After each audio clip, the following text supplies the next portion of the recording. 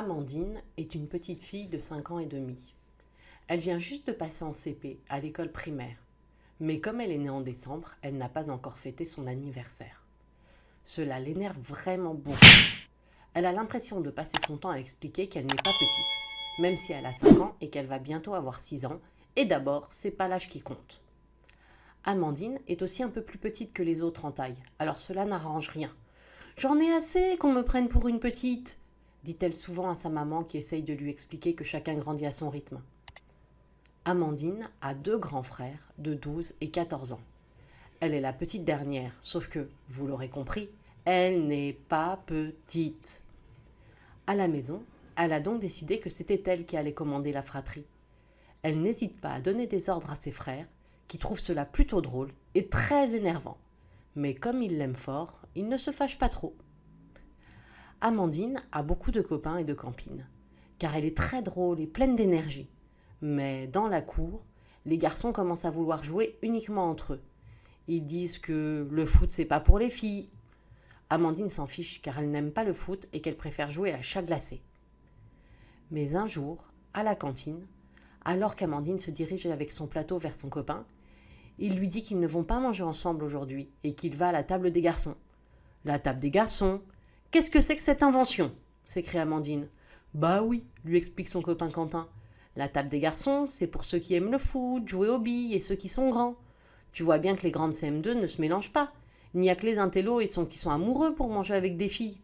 Et moi, je suis un sportif. Je veux faire partie de l'équipe de foot, alors je vais manger à la table des garçons sans toi et puis c'est tout. » Amandine n'en revient tellement pas qu'elle en oublie de répondre et se dirige abasourdie vers une table de filles. Ce ne sont pas ses copines habituelles, mais elle les connaît aussi, alors cela lui permettra de discuter tout en mangeant. Après avoir dévoré sa salade de tomates, Amandine tente d'engager la conversation sur le sujet de la table des garçons. « Eh les filles, vous ne trouvez pas que c'est n'importe quoi cette table réservée aux garçons ?»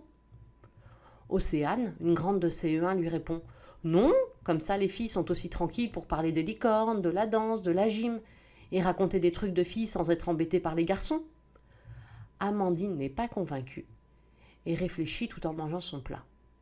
Elle se demande si elle est la seule fille à trouver cela bizarre. Après le déjeuner, ils se retrouvent tous dans la cour et font un gigantesque chat glacé. Amandine s'amuse beaucoup et se dit que c'est vraiment beaucoup plus drôle quand les filles et les garçons jouent ensemble. Le soir, à la maison, Amandine demeure soucieuse et décide de demander leur avis à ses frères. Ils ne sont pas d'accord. Le plus jeune est passionné de handball et passe son temps avec les garçons de son équipe. Il ne voit pas trop pourquoi il passerait du temps avec les filles, d'autant plus qu'elles détestent les araignées, alors que lui les élève et s'amuse même à attraper des insectes pour les nourrir.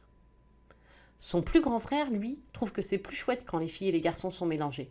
« Nous sommes très différents, et parfois je trouve que les filles sont bêtes, mais je sais qu'elles pensent aussi parfois la même chose des garçons. Le plus important, c'est que c'est à toi de choisir. Si tu veux manger uniquement avec des filles, tu peux, mais si tu choisis de déjeuner avec tes copains, personne ne doit t'en empêcher. » Le lendemain, Amandine est bien décidée à ne pas se laisser commander. Elle entreprend d'organiser sa table de cantine dès la récréation du matin. Et comme ils sont au premier service, Amandine se dépêche même de s'asseoir à la table qu'avaient les garçons la veille.